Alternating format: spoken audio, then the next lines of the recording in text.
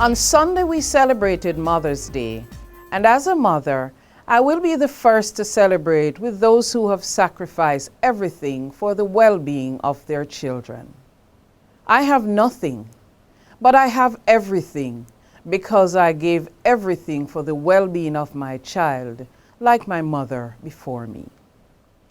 But there are some females whose uteruses function like a robot taxi, picking up passengers here and letting them off there.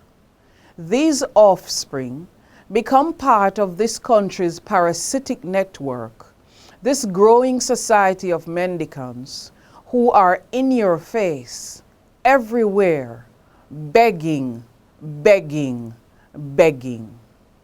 They are the children of females who don't know their birth dates, who can't remember their correct names, or what position they fall in the brood of unwanted two-footed members of the squalor in which they exist.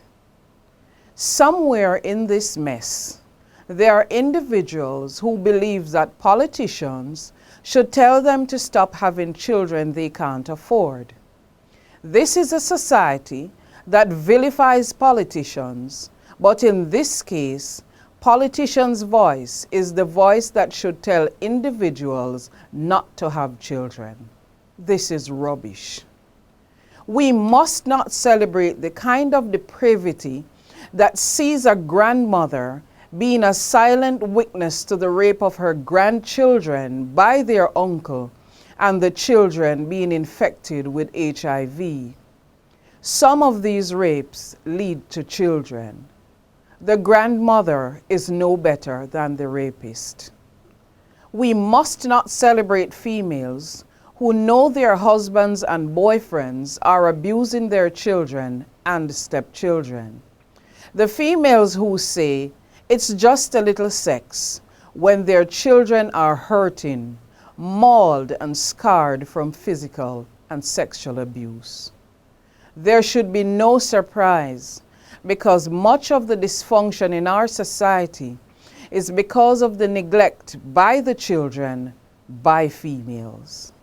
It is 2013, for God's sakes, and under which rock could a woman exist that she does not know that she can have sex without producing children?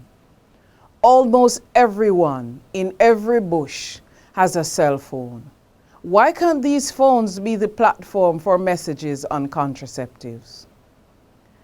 I believe children are who they are because of the mothers they have.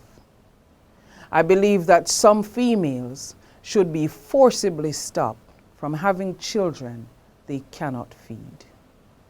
And this week's bouquet goes to UNICEF for its work in helping children overcome the horrors of their lives almost destroyed by the females who should have protected them.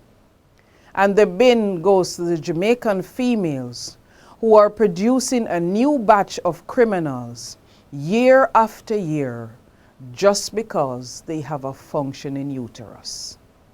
Until next week, stay close to the edge.